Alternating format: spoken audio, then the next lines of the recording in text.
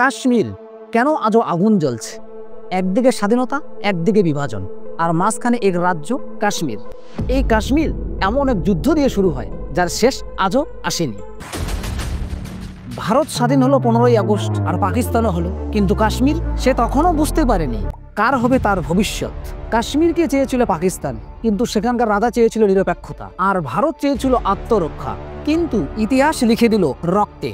1947 15ই August Bharat স্বাধীন হলো, পাকিস্তান তৈরি হলো। লোকজন স্বাধীনতার উৎসবে মাতোয়ারা, কিন্তু উপত্যকার এক কোণে তখনও বাজেনি স্বাধীনতার ঘণ্টা। সেই জায়গাটির নাম কাশ্মীর। 1947 সালে ভারতে বিভক্ত হওয়ার সময় ব্রিটিশরা প্রায় 565টি দেশীয় রাজ্যকে তাদের ভবিষ্যৎ ঠিক করার স্বাধীনতা দেয়। এই দেশীয় রাজ্যগুলির মধ্যে কাশ্মীর ছিল সবচেয়ে বিতর্কিত। আর তখনকার এখানে রাজা ছিল হরি সিং। ছিলেন তিনি হিন্দু, আর তার প্রজাতির প্রায় 77% ছিল মুসলিম। কাশ্মীর ছিল পাহাড়ি, কৌশলগতভাবে গুরুত্বপূর্ণ। ভারত, পাকিস্তান ও চীন 3 দেশেরই কাছে। রাজা হরি সিং চেয়েছিলেন কাশ্মীর থাকবে স্বাধীন। তার ধারণা ছিল স্বাধীন রাষ্ট্র হিসেবে কাশ্মীর টিকে থাকতে পারবে। তিনি চেয়েছিলেন না ভারত না পাকিস্তান, কাশ্মীর থাকবে স্বাধীন। এরপরে পাকিস্তানের আগ্রাসন। 22 অক্টোবর 1947 শুরু হয় অপারেশন গুলমার্গ। পাকিস্তানের সেনাবাহিনী উপজাতি বাহিনীর ছদ্মবেশে কাশ্মীরে ঢুকে পড়ে। বারামুল্লা শহর জ্বালিয়ে দেয়। অসংখ্য নিরপরাধ নাগরিক নিহত হয়। অত্যাচার, গণহত্যা, ধর্ষণ, অসংখ্য মানুষের কান্না চাপা পড়ে অস্ত্রের শব্দে। রাজা বুঝলেন একা তিনি পারবেন না। কাশ্মীরের রাজধানী শ্রীনগর অনেকটা পাকিস্তানের কাছে দখলের মুখে।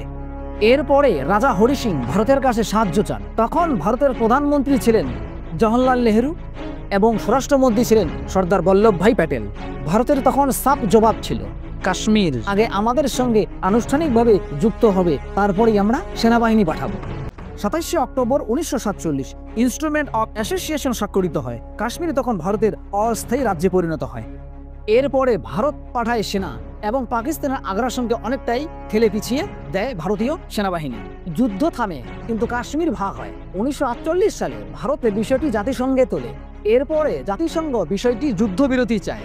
জানুয়ারি 1949 যুদ্ধ তখন থেমে যায়, কিন্তু উপত্যকার কাশ্মীরের 1/3 বা 3 ভাগ করে 1 অংশ পাকিস্তানের হাতে চলে যায়। এই এলাকা আজও পাকিস্তান অকুপিড কাশ্মীর নামে পরিচিত। কাশ্মীর হলো বিতর্কের কেন্দ্রবিন্দু। 1947 ও 1948 সালের যুদ্ধ থেকেই শুরু হয় ভারত পাকিস্তানের কাশ্মীর নিয়ে শত্রুতা। এরপরে হয়েছে আরও 3টি যুদ্ধ: 1965, 1971 ও 1999 সালের কার্গিল যুদ্ধ। এখন কাশ্মীর ভারতের অভ্যন্তরীণ বিষয়, কিন্তু পাকিস্তান তা মেনে নিতে চায় না।